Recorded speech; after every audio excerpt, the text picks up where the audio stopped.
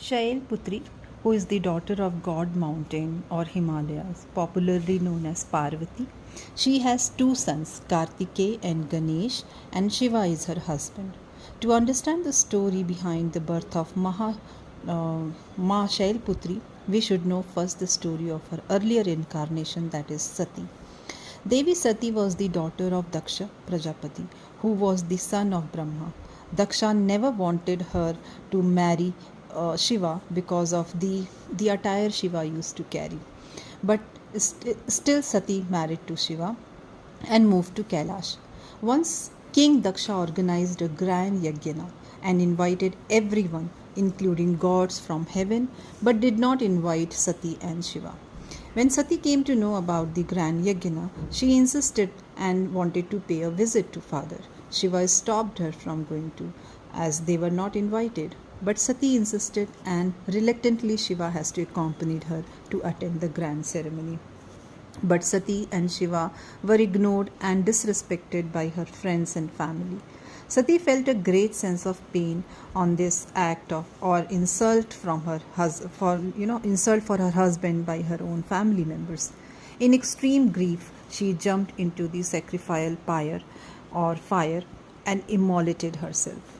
Shiva, in anger, took Veerbhadra form and at once approached Daksha to destroy him. Shiva then carried half burnt corpse of his wife and could not part with her. Her body fell at various places, which is now known as Shakti Peeth. There are 52 Shakti Peeth in India. King Daksha was later forgiven on the intervention of Lord Vishnu and was given a life by attaching a goat's head to his body. This way he was able to complete his yajna. In her next birth, Sati born as daughter of Himalaya. In this birth, again she married to Shiva. She defeated all prominent gods and is considered as Shakti or power. She is the most prominent goddess among Nav Avatara. She is worshipped on the first day of Navratri and she carries a trident on her hand, lotus on the other hand. She rides on a bull Nandi. The flower hibiscus is considered to be as auspicious to offer her on this day. It is said that you can wish for purity. Now the quiz time. The question is, if Prajapati was the father of Sati, then who was the grandfather of Sati? You think of the answer and we will see gardening for hibiscus. Hibiscus, the flower which is offered first day of Navratri. Here is the plant which I have grown in the month of July from cutting. You can see now it is October, and within 3.5 months this has grown so much. So I'm going to talk about what care I have taken, what I have done, and you can also learn from my experience and apply the same thing in your. For hibiscus soil, you have to make sure that it is a well drained soil. That is the thumb rule. And second, hibiscus likes little bit of pH towards acidic side, like 6 to 6.5. Now keep these two things in mind and make your soil mixture. I am taking one portion of sand. In that one portion I will also add coco peat. See, I have also added some perlite. If you don't have perlite, that's fine. Sand should be enough. River sand should be enough, or anything which is coarse, which is perlite or something like cinder, you can use, no problem. So your 50% of your soil should be consisting of these porous material. Okay, rest 1/4 you have to take garden soil, and rest of the portion should be your compost. So this will together make a very good soil for your hibiscus. If you don't have anything, just this will work like a magic. Now if you want to give more health to your plant, micronutrients like chelated iron, and this is gypsum, one spoon. I am telling about 8-inch of pot. You can use 1 spoon of these two, gypsum and chelated iron, and 1 spoon of antifungal powder, and 1 to 2 spoon of neem cake powder. I don't have neem cake powder today, so I am not able to show you, but these two, antifungal and neem cake powder, will give immunity to the plant, because this plant is prone to get infected. These two, iron and gypsum, is important because this will help the plant to take the nutrition what you have added in the soil. Otherwise plant will go into chlorosis, or it will not be able to take the nutrition and it will not grow healthy. So if you, from the beginning, if you are applying, that should be enough. 10 gram you can add alum to make the pH 6 to 6.5. See, pH will not turn overnight. It is a lengthy process, but if you give in your container, it is still helps. But you don't have to repeat it every month, every week. Once in a 6 months you can give 10 to 20 gram of alum in your 8 inch of pot. If you don't have alum, no problem. You can add 1 spoon of tea leaf. That is best for making acidic environment for your plant. Again, that also should not be given regularly. Only once in a month is enough. And third, one more option is, one more optional for in place of all these two. If you don't have, then you can add 1 spoon of vinegar in 1 liter of water. Give once in a month to your soil, which will be enough for your plant. Acidic, to make the soil acidity, don't think that regularly if I give it will become acidic. You are going to harm your plant.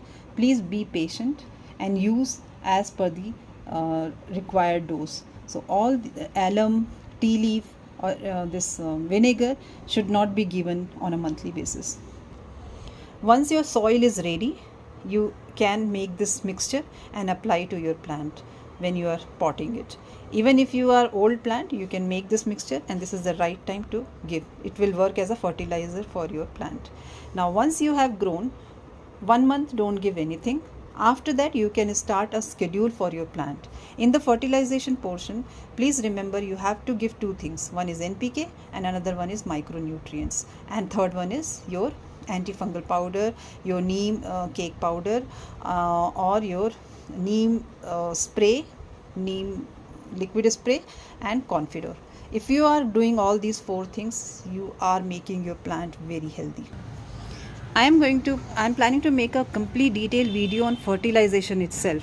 Like, many people will be using same fertilizer to give same thing, and so many fertilizer, it is not required. So that we will talk in some other day. Right now just understand what I am giving to my plant is banana peel fertilizer, which is in the liquid form, and I will add papaya also, or whatever peel I get in my home. I will just keep it in a container.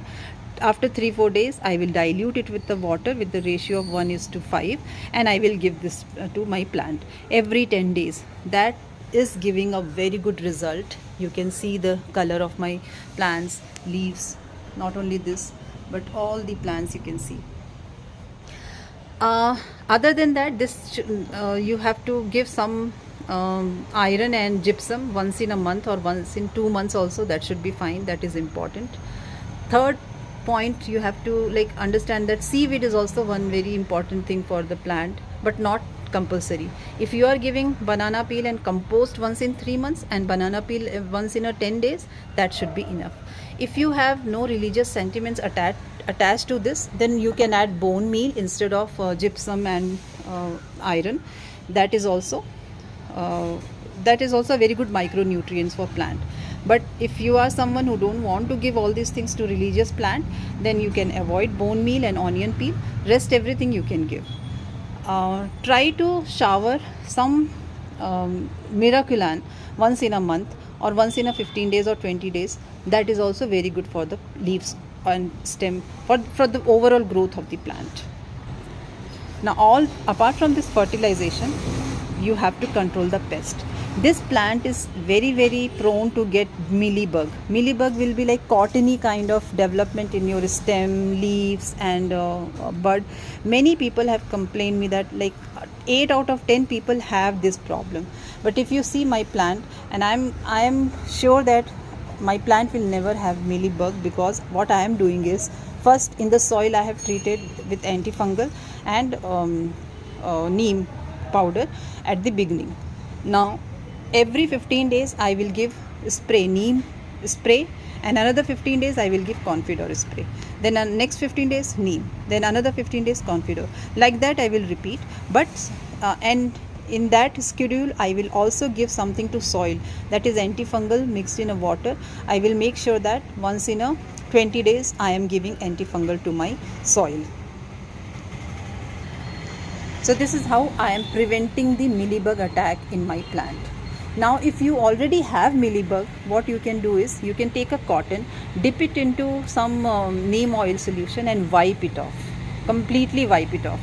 Then next day again shower the neem oil solution to entire plants. Repeat it for 3-4 times and then you can make a schedule of giving this 15 days what I have told you how to prevent. If you have a big large plant and you cannot do manually, then make a very forced pipe, take a very forced water and spray on the mealybug. 2-3 days you have to continuously do. First spray the water, then spray the neem oil spray on the plant, and then next day repeat the same thing.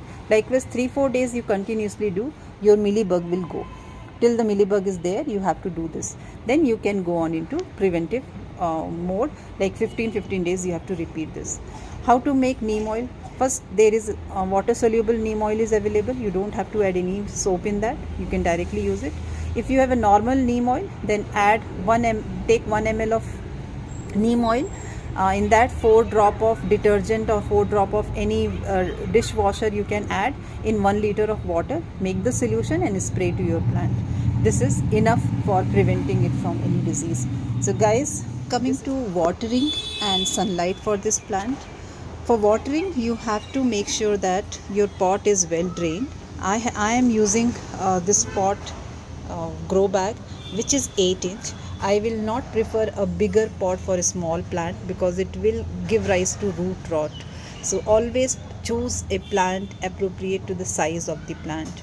Second, it should have a well draining system, and watering should be happening only when the top soil is dried out. Do not water whenever you feel like, because you are excited to see the plant. More water will never give more flower to you. So remember that watering should be appropriate as per the soil dryness. Now sunlight, this plant loves good sunlight. You have to give 7 to 8 hours, 6 to 7 hours of sunlight, because for blooming it needs more sunlight. So don't keep it in the shade, always keep it in the where you have a good amount of sunlight coming in your balcony or in your terrace. So that's all guys. If you have any specific question where you want me to detail about it, just write in the comment section box. I will try to make a video on it. Now coming to the answer of my question, when I asked in the initial starting of the video that who was the grandfather of Sati. So it was Brahma. I hope many of you have given me answer correctly. If you remember in the story itself, I told you that Prajapati, who was the father of Sati, was the son of Brahma. So in that respect, Brahma was the grandfather in that incarnation for Parvati. See you guys in the next video, where I am going to talk about the Brahmacharini Avatara, the story behind it, and my story of Chrysanthemum flower. Till then, bye bye.